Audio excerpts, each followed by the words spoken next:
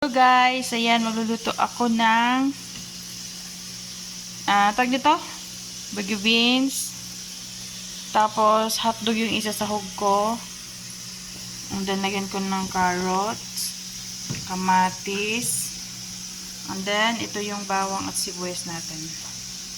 Okay, ito yung bagyo beans natin. So yan, lagyan natin yung sibuyas. Oh my god, oh my god,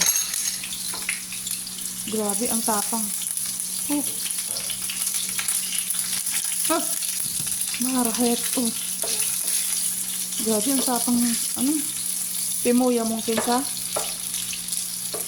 Andun si Ana TKW nagluluto ng batata. Luluto pala siya ng shawarma. Ako dito, maki-video tayo. Ayan, ayan na.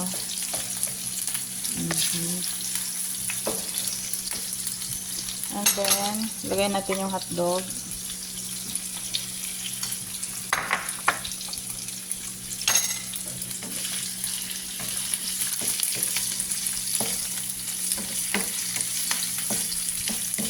Isa lang natin.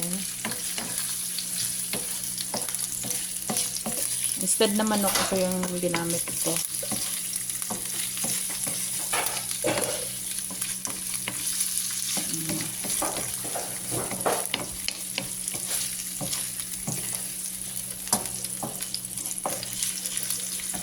Palakasan natin.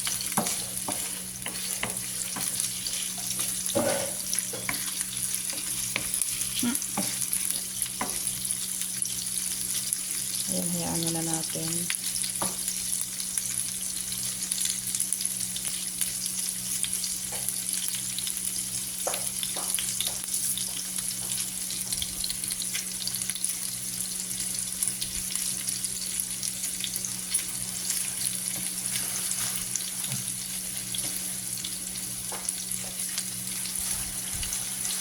Ayan.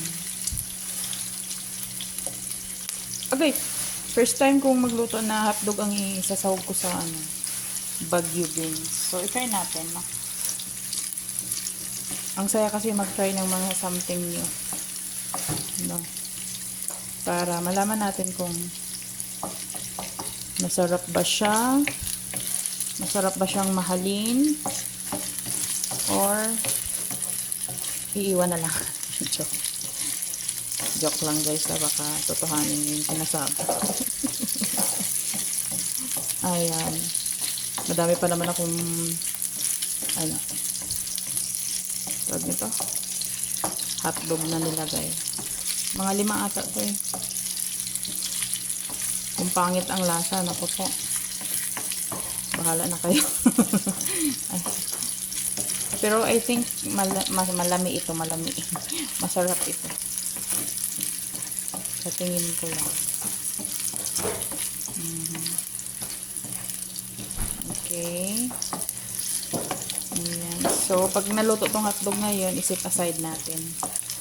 No, kasi baka malata na naman ang ating hotdog.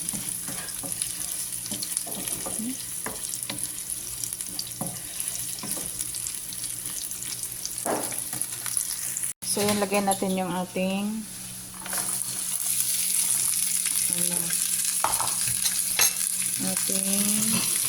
bagyo beans. Okay.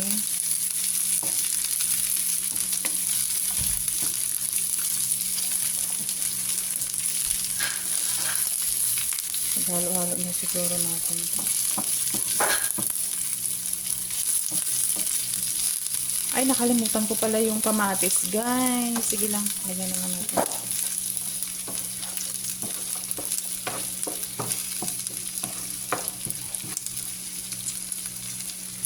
Okay, sandali. So, ayan, isa natin yung kamatis dito. So, nakalimutan ko siya ilagay. Dapat pala kasabay ito sa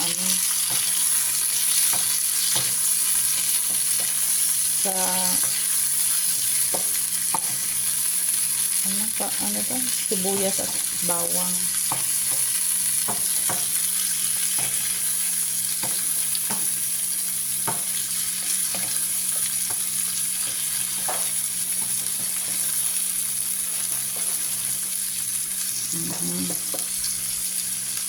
Okay.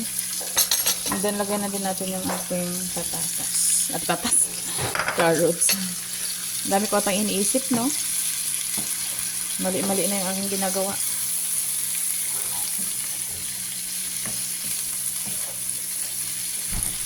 Napaka-coral. Napaka-coral fall. Colorful. Okay.